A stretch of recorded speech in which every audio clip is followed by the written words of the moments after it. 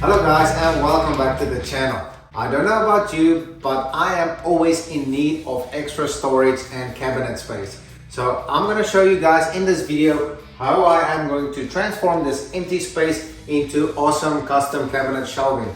I am going to do a very basic, simple design that I think is going to be very aesthetically pleasing.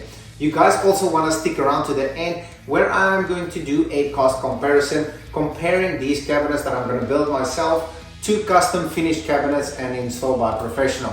So with all that being said, let's get right into building some cabinets. I did get me a set of drawers. That's just going to save me a whole lot of time instead of building custom drawers, because we would prefer to have a set of drawers out here. And then as you guys can also see, I did draw a line with my level, and that's going to be basically the top of the cabinets. And then I'm going to start off with the foundation of this cabinet, which I'm just going to do 2x4s. So let's frame this foundation up and build some cabinets.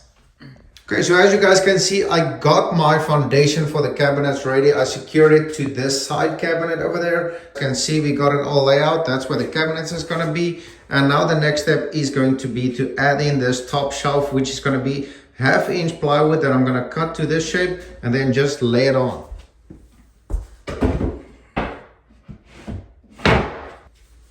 Okay guys, so I got everything cut out and in place, and now it's time to put some nails into it to secure it.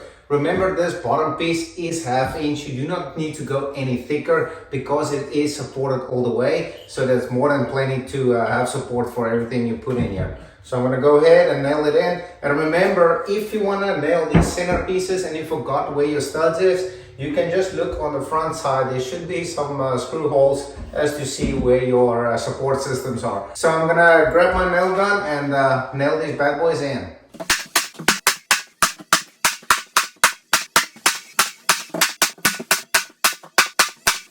Okay, so we got this bottom shelf nailed in, and now it's time to go ahead and start with our support systems. I'm going to put up a little shelf wall there, and then the support for the first shelf all the way through. Then it's going to tie in there to another shelf support over there. I'm going to go ahead, cut a couple of end pieces, and then I'm going to slide them in and then start working on this border for the shelf that's going to go in there.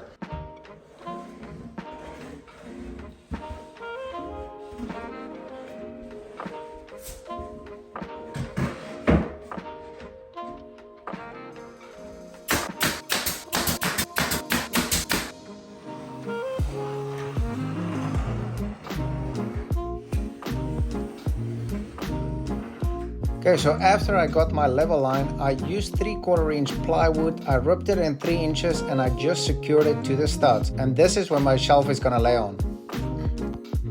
Okay, so we are making some awesome progress. As you guys can see, I got my supports on the wall in. So the top is gonna be where my countertop is gonna be, and that's gonna be for the first shelf going in there. I am gonna go ahead and caulk all the corners, get some wood filler in the seams, fill up all the nail holes. So while it's open, I'm gonna go ahead and finish all these seams and get it ready for paint.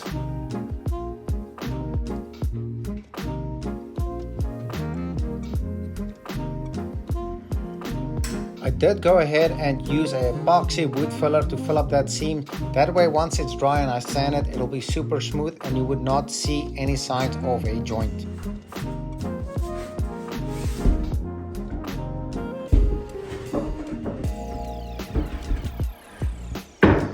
Okay, so we got our first shelf in and it's super awesome. It fits perfectly. It is exactly what I was going for. I did put in a temporary support here. I am going to put a permanent support here because I don't feel comfortable with this shelf being held on by just a nail over here. So I'm going to put a nail there and then a support system. I got one more shelf to go, and then I'm just gonna finish up the trim all the way around, and then I'll show you guys how I'm gonna do the trim, and then we should be pretty close to getting this done. So let's get the shelf in. And now this is the last piece of the puzzle.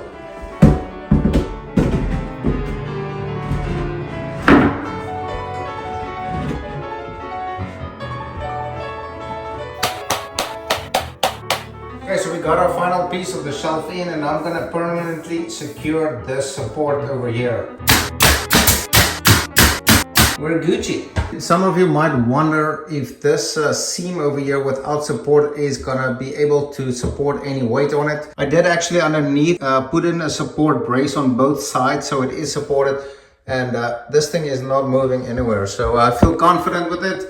And now I'm just gonna also fill up this seam so it's nice and smooth and we can ready for paint. Now that we're done with the shelving, it's time to finish it up with the trim. I'm gonna be using this 1x2, it's already primed.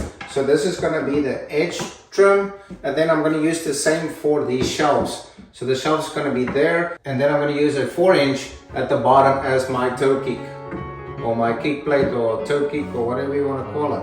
Let's nail it in.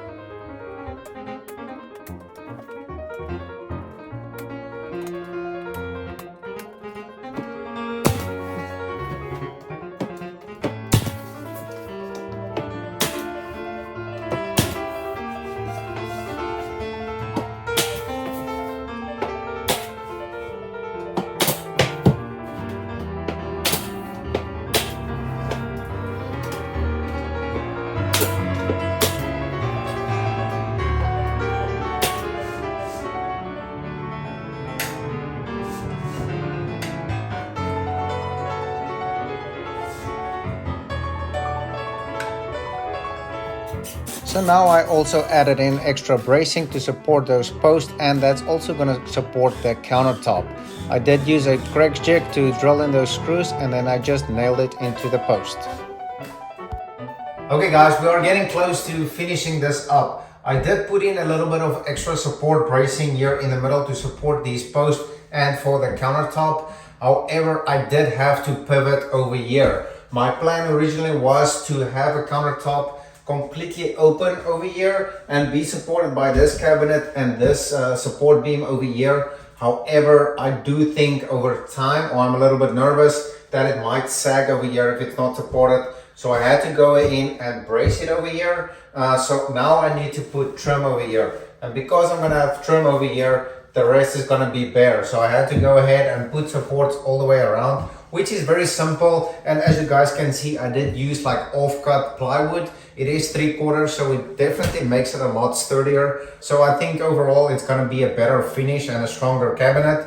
And now I just gotta finish up putting up trim pieces in the front here so we can finish out this trim area and then get it almost ready for paint. So I'm gonna go ahead, finish up those trim pieces and show you guys what it looks like.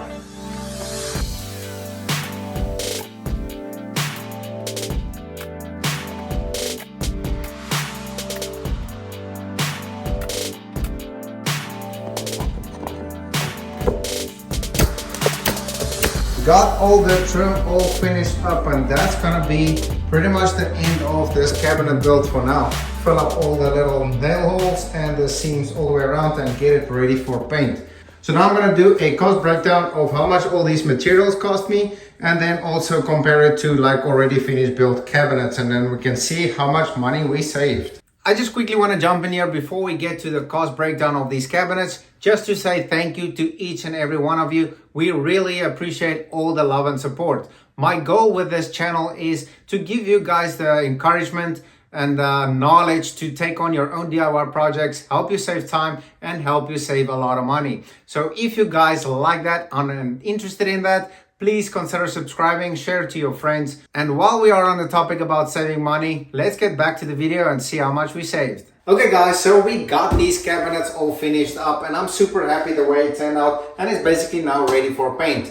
However, like I said in the beginning of the video, I am gonna do a cost comparison and then show you guys how much money I actually saved by doing this myself. The length of this area is 12 foot by almost 4 foot. I did get pricing from Lowe's for cabinets in here, and a base cabinet that will fit in here, raw, unfinished, so I still have to paint it and finish it, would have cost me around $1,200 to $1,300. there is also an option where you can get it already finished and painted, soft closing hinges, all the bells and whistles, and that would have been anywhere from $3,000 to $3,500. So let me tell you guys how much I paid for all the materials right here. So this base cabinet with the 3 drawers, that was $180. We'll round it off to $200 for the sake of easy math. And then the rest of the materials was also very low. I used 2 sheets of 3/4 inch plywood, 1 sheet of 1/2 inch plywood. I got 5 pieces of 8 foot 1x2, and then 1 piece of a 1x6 12-foot piece. So all of that combined came close to $350, $380, including the paint that I'm gonna get to finish it, another $100, $150, depending on the paint I'm gonna use. So we're all in for $500. That puts our savings close to $3,000, which is amazing, and that'll give anybody 3,000 reasons to do a DIY project like this themselves. Hopefully I can inspire somebody else to also attempt a project like this themselves. You guys just saw how easy it is to build. So with all of that being said, thank you so much for all the love and support. I'll catch you guys next time. Goodbye. One thing I want to show you guys, the basic. We'll round it off for all of that came close to, and then, so everything combined came close to 300. So all of that combined came close to 350.